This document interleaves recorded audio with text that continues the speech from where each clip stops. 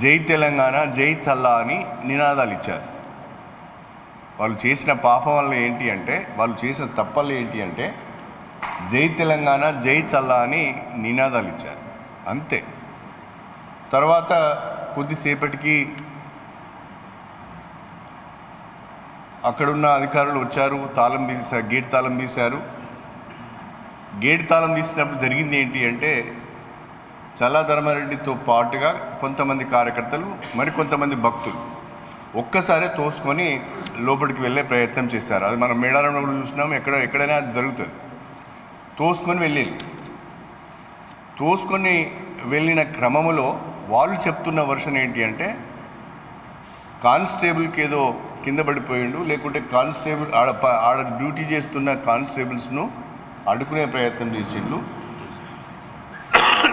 నెట్టేసిండ్లు అని చెప్తున్నారు. వీళ్ళు వెళ్ళిపోయారు. అక్కడ భారత రాష్ట్ర సమితి వాళ్ళకు కానీ, కాంగ్రెస్ పార్టీకి చెందిన కార్యకర్తలకు కానీ మధ్యన ఏ రకమైన గొడవ జరగలేదు, తారసపడలేదు, ఒకరినొకరిని దూషించుకోలేదు, రాళ్ళు రూకోలేదు, తరుముకోలేదు, కొట్టుకోలేదు.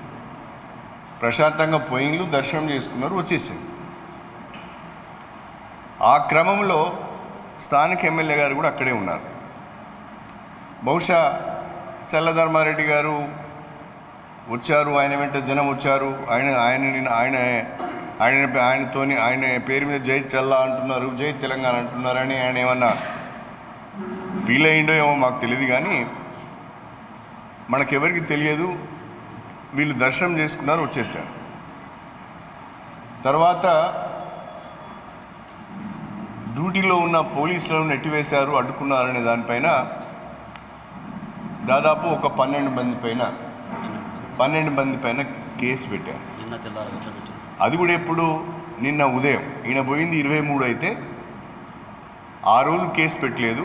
23 రాత్రి కానిస్టేబుల్తోనే ఒక పిటిషన్ తీసుకొని అతనితో బలవంతంగా సంతకం పెట్టించి కానిస్టేబుల్తోనే పిటిషన్ తీసుకొని నిన్న ఉదయము 12 మంది పైన కేసు పెట్టించారు. ఆ కేసు ఏంటి?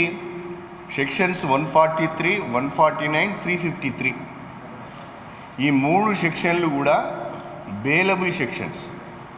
స్టేషన్లో బెయిల్ ఇచ్చే సెక్షన్లు ఇవన్నీ కూడా బెయిలబుల్ సెక్షన్స్. బెయిలబుల్ సెక్షన్లే కదా. ఇవాళ శనివారము, రేపు ఆదివారము, సోమవారం అట్లా పోయి అవసరం అనుకుంటే పోలీసు వాళ్ళు పిలిస్తే వెళ్దామనే ఆలోచనతో వీళ్ళు ఉన్నారు. అయితే ఈరోజు రాత్రి, అంటే